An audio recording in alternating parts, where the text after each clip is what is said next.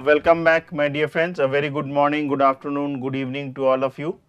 And this is the NPTEL MOOC course series, and the course is TQM2.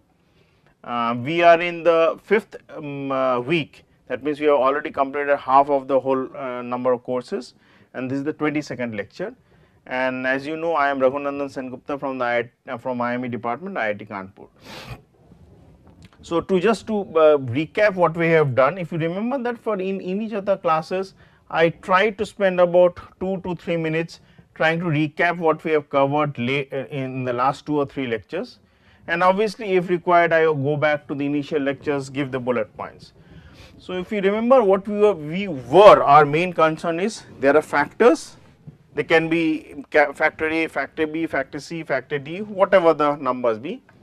And we want to find out the interrelationship of the factors and the effect of the factors on trying to basically test some hypothesis. So, whatever the hypothesis, it can be, say for example, we think the mean values are equal for each factors, or it may be, say for example, one of the factors effect is dispersion or standard deviation is more than for the other, or say for example standard deviations for or the dispersions for all the factors are equal, and so on and so forth. Now, when you are considering the factors A, we basically try to find out the individual effects for A, for B, for C, for D, and then we try to find out the combined effects taken 2 at a time. So, if there are, say for example, capital N number of factors, it will be NC2, and if there are, say now if you consider the effect of the factors taking 3 at a time, it will be capital NC3, and so on and so forth. Now, when we consider the effect of the factors is basically is to find out the total errors coming out from the effect of the factors taken 1 at a time, or 2 at a time, or 3 at a time. Once we do that, we try to find out what is the degrees of freedom. Once the degrees of freedom are found out, we try to find out what is the mean square. Once the mean square is found out, we find out whether the hypothesis is being rejected or accepted. Now, it also should be remembered that we intuitively consider the distribution per se to be normal. That is an assumption which may not be true, but we consider that in order to make our life simple. Then we also consider different type of other tests corresponding to the fact that you want the mean values to be 0 for the factors. Then we found out the so called test. So, all these are hypothesis tests considering the fact that the mean values of one of the factors, whether corresponding to the dispersions of the factors, which is tau suffix I, beta suffix j, gamma suffix k, where I is equal to 1 to small a, j is equal to 1 to small b, k is equal to 1 to small c, and so on and so forth. So, those can be equal, that not individually equal, that means tau is not equal to beta, but means tau i's are all equal for I is equal to 1 to a. Similarly, for beta, similarly for gamma, and we consider different types of hypotheses.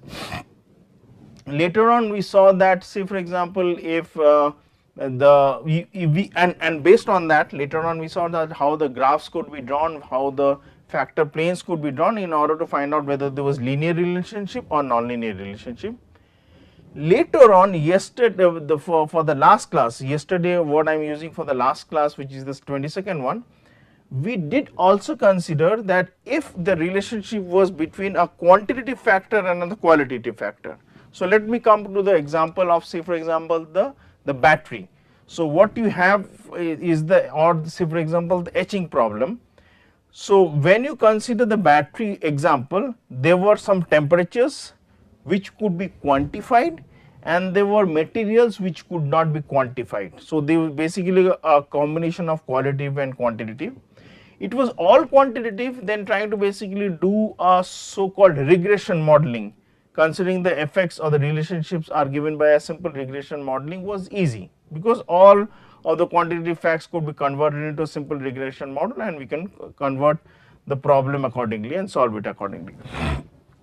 Now, in case if there are quantitative, our main task is to find out that how we can basically do a mapping. This mapping I am not talking from the mathematical point of view, it is basically a more very simple from a layman's point of view, considering, say for example, there are 3 materials. So, we will consider those 3 materials can be quantified in the scale of, say for example, -1, 0 or +1, or it can be -2, -1, 0, +1 and +2, depending on whatever number of factors they are. That means under each factor, if the variation is very large, that means that there are many different type of factor levels. Let me use the word levels. And then we saw that considering that we have been able to convert the qualitative one and the quantitative one, you can utilize again very simply in the models we have discussed in a simplistic sense, and try to find out what is the values of f naught. F naught means depending on what is the hypothesis, and then we can whether we can accept it or reject it. So let us continue discussing that further in the 22nd lecture. So if you consider the design expert output for the example 5.4, so which is the ANOVA model. So as you remember, and I have been always discussing, the first column would be all the factors. So it will be A, B, C if there are 3, then it will be A, B, A, C, B, C, then A, B, C, then the errors and the total one. The second column would basically be all the total sum of the squares corresponding to these factors. The third column is the degrees of freedom corresponding to these factors. Then you have the mean square errors corresponding to these factors, and the last value would basically be the f values and the p values. P values means the degrees of freedom, level of confidence which you have, based on which you try to basically either accept or reject the null hypothesis. So in this you have the source of the models, and then you have A, B. Now here, if you remember, I did mention that some of the problem formulations would be such that rather than finding out the linear relationship, it could be quadratic relationship also. So in this case, what you are, sorry for that, in this relationship what you are doing, if you pay attention to the first column, this one, so they are factors, so called factors, which we will consider, which are basically now not AB. Apart from AB, you have basically A square, you can have A square B, you can have AB square. Based on this, you can find out what is the effect. So the sum of the squares, which is the effect of the errors for all these terms, are given. So basically for A square, the sum of the square is 76. For A square, I would not repeat the common one which we have been discussing, not AB, we will discuss A square B, the sum of the squares is 7298. So I am leaving aside the decimal. Similarly, you would also have some of the squares corresponding to AB square, and so on and so forth. Then you have the degrees of freedom. Once the degrees of freedom, you can find out the mean squares. Once the mean squares are value, you can find out the f values, and basically come to the conclusion whether you want to accept or reject it. Now corresponding, okay, here when you are putting the, say for example, regression model, very simply you would basically have the r square and the adjacency r square. So adjacency r square would basically consider degrees of freedom, and you can find out the values and basically comment intelligently about the problem. So when you do the problem related to the temperature example, so you basically have temperature, then you have basically reading it along the first column. I will only concentrate on the important factors. It is A square, then you have A square B, and so on and so forth. So you have the coefficient estimate, the degrees of freedom, standard errors. I am just giving you the highlighted points. You have the coefficients, estimates, you have the degrees of freedom, you have the pre-adjusted r square, and based on that, once you find out the coded factors, the coded factors would be given by the values whether they are plus or minus, and then you basically solve the problem accordingly. When you try to find out the predicted life, so with respect to the temperature, so there would be different materials. Materials would basically correspond to different factors which you have. So for the different materials, you will have the temperatures. If you remember, they were 15, 70 and 125. So they are plotted along the x axis. So this is 15, this is 70, this is 125, and based on that, if you have the life was basically in hours working. So you have the life, the different materials will give you different relationship, whether linear or non-linear. So in this case, I will use a different color to highlight that. So this part is almost linear.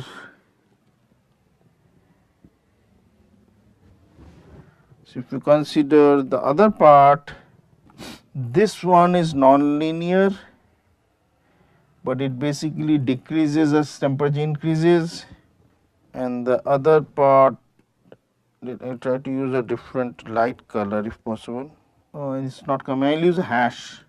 So this one basically is increasing till 70 degrees and then basically start decreasing from 70 to 125. So now we will consider the concept of blocking in a factorial design problem. So you have discussed the factorial design in the context of a completely randomized experiment. So it was a random experiment, factors were decided, data set was considered considering a random experiment, and we did our analysis to either to prove or disprove the null hypothesis accordingly. Sometimes it may not be feasible, or it is not feasible or practical to completely randomize all the runs in a factorial model, because it may not be practical or it may not give you the exact answer.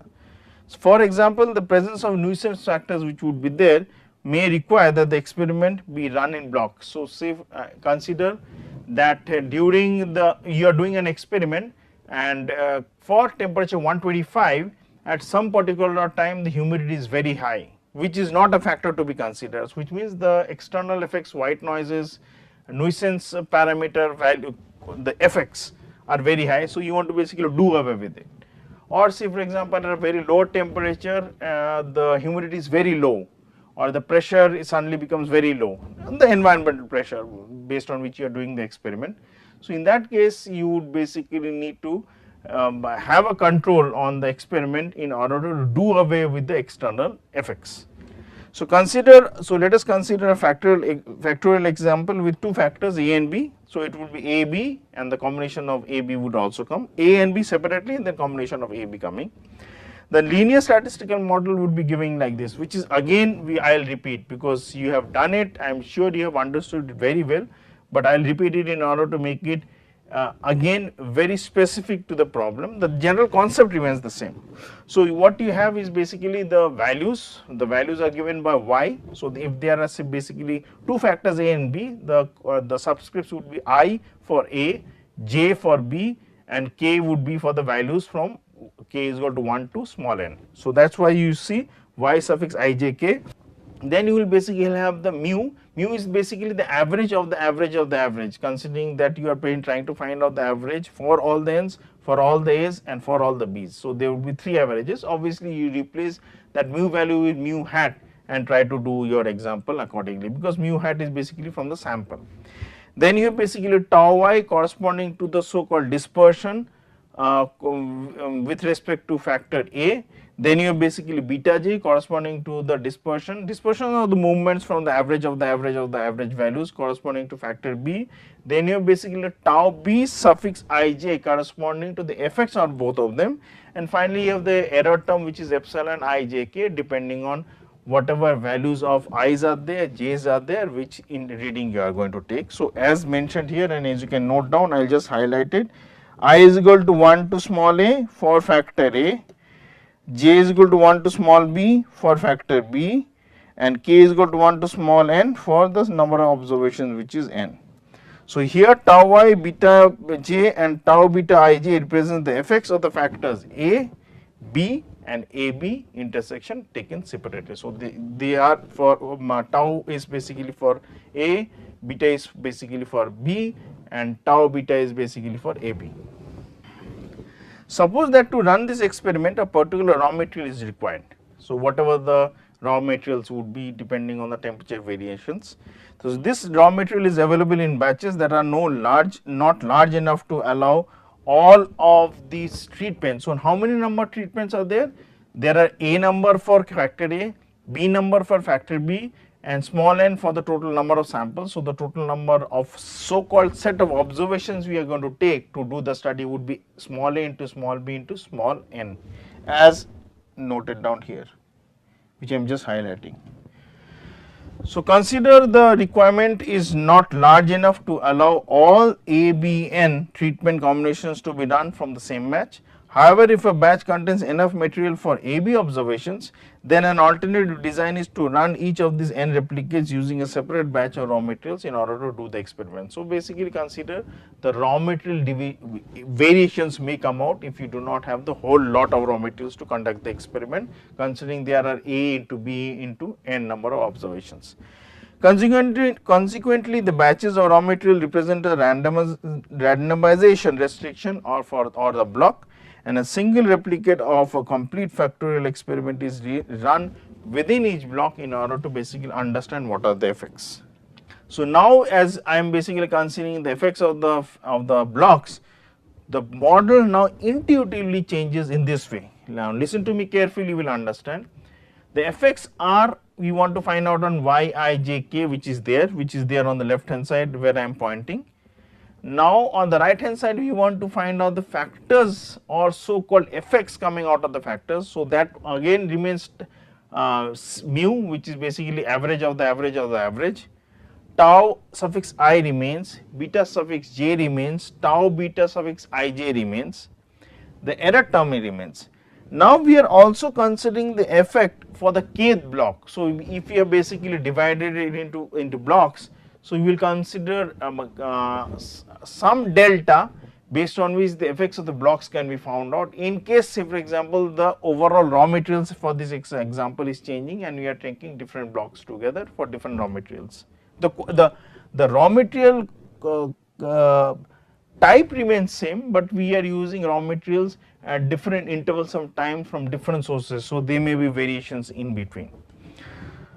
So which delta is the effect of the k block? So k, as you know, is basically from 1 to n, you have divided it accordingly. Of course, within the block, the order in which the treatment combinations are run are completely randomized, but outside. So if you take k blocks, for in each block they are randomized, but the different blocks have not been randomized, because if you remember, we are taking or consuming raw materials accordingly as they come, so they are not under our control. The model which is given here assumes that interaction between blocks and treatments are negligible. So if you consider the blocks and the treatments, their effects, or the so called, in a very simple terms, the correlations are zero. The analysis of variance is outlined in the following table. So what are these, and I basically go through them separated one by one. The table conceptually remains the same. The first column is basically you write down all the factors. So here if you note down, they would be for the blocks. They would be basic blocks means the k number of blocks you have considered. They would be effect coming from factor A, effect coming from factor B, effect coming from A, B combined. They would also be error, and combination of all these things would be the total error. The second column, I am only reading the column heading. Second column would be the sum of the squares. Third column obviously would be the degrees of freedom. Fourth column obviously very intuitively we can now say it would basically be the mean square error. Or the expected mean square values. Mean square would basically mean depending on whether you have all the observation for the whole population. If you do not have, you want to basically find out the expected value of that. And then obviously it will be the f statistic value, which will basically be the ratios of the mean square which you have. Now if you pay attention, so I will only pay special attention to the values, individual cell values in this table corresponding to the second column, which is basically the total sum of the squares. Now if I consider the total sum of the squares, the blocks basically would be in that you have kept the blocks fixed, and for each block you have summed them up for all the factors A and all the factors of B, which means it will be y square, and the suffix you note down very carefully will be dot, because you are summing up for all the i's, second dot because you are summing up for all the j's, but the k remains because the blocks are different. So as mentioned here, it will be summation for all the k's, y squared dot k, and obviously if you want to find out the averages, it will be divided by a, b, and minus value would be obviously as it remains is the average of the average of the average squares, which is y squared dot. So dot is for the suffix divided by a, b, n. Similarly, when you go to factor A and factor B, very intuitively it will be what? It will be summation y square and if here is factor A, basically it will be I dot dot as mentioned here. I am just pointing my finger here, it will be y square suffix I dot dot, and outside it will be divided by b into n as it is, and the minus value remains as it is, which is y square dot dot dot divided by abn. Now if you go to the factor b, it will be y square dot j dot as mentioned here, divided by, because you are summing up for all the j's, it will be divided by a into n as mentioned, and the minus term would remains as it is, which is y squared suffix dot dot dot divided by abn. Now when you go to the factors of a, b, so these values are, so these are basically SSA and SSB. So SSA is here, and let me change the color, or let me put it like in this way.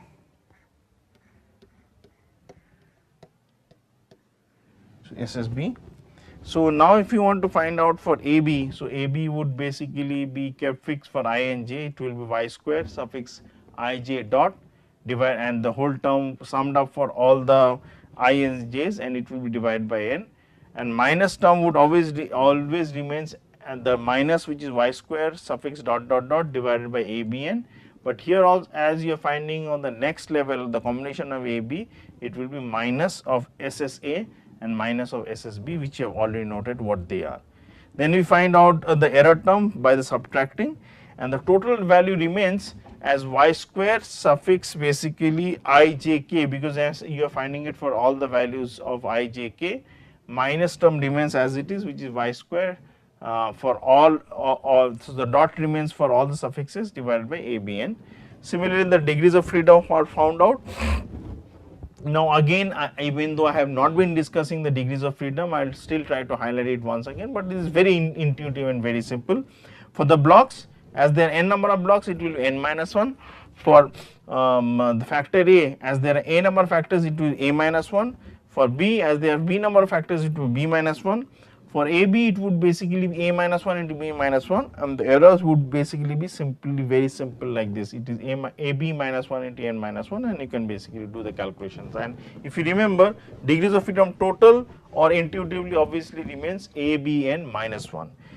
Based on that, you find out the expected mean square. The expected mean square gives you the values based on which you will calculate f naught, and this f naught values are calculated where I am just highlighting. So once you find out, you can either basically reject or accept the null hypothesis. The ANOVA estimate of the variance component of the blocks, which is basically corresponding to sigma square suffix delta, for the fact that delta is basically the so called dispersion we are taking for the blocks. It will be the mean square of the blocks minus mean square of the errors divided by a into b, because you have the sum up for all the factors number a and all the factor number b. The randomization was restricted to within a batch of raw materials. In practice, a variety of phenomena may cause randomization restrictions, such as time and operations, or raw materials quality being different from different batches. So say for example, I get two different batches, one from vendor A and one from vendor B, and we want to maintain the quality. So if it was only for vendor A, then those concept of randomization would have been taken place, but if they are not, then these concepts can be utilized in order to find out what is the effect.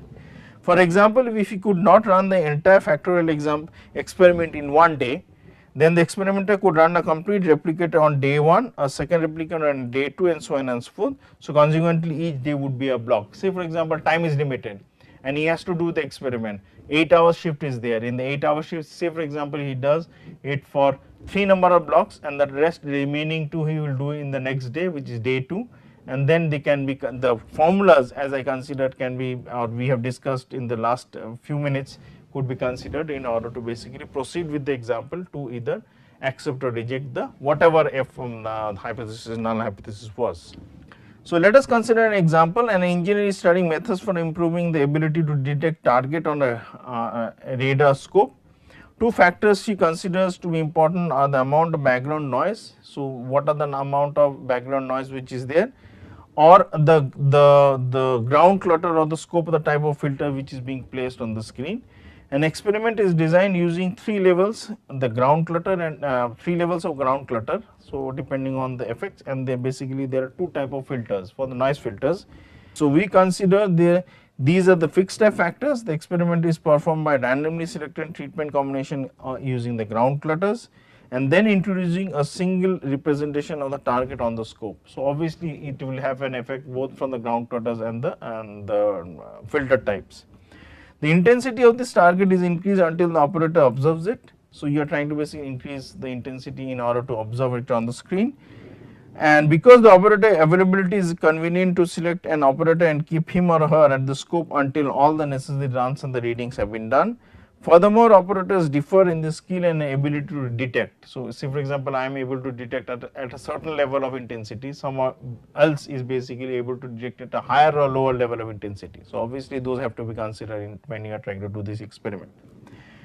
Consequently, it seems logical to use the operators as blocks. So, if there are 3 operators, I will consider operator 1 as block 1, operator 2 as block 2, operator 3 as block 3. So, the number of experiments which you are going to do, I am going to divide it accordingly. That is very simple. Once an operator is chosen, the order in which the 6 treatments combines are run at randomly and determined. So, it can be operator 2 doing first, then operator 1, then operator 3, or it can be operator 3, operator 2, operator 1. So, whatever consequence we have or the sequence we have. Based on that, the data is shown in the table, which is ground clutter, which is low, medium, high, and you have basically the operator levels divided into filters of type 1, type 2, type 3 and type 4. So, with this I will basically go into the details of the values. So, under operator block 1 you have basically 90 to 114, for operator 2 it is basically for filter type it is basically 86 to 93. Similarly, for 2, 3, 4 the values are given, and based on that you can just plug in the values, which you will do in the next class, and try to basically understand how the problem is solved. With this I will end this 20-second lecture and continue discussing this problem where the factors blocks are considered in more detail, so that it becomes very easy for us to understand later on. Thank you very much and have a nice day.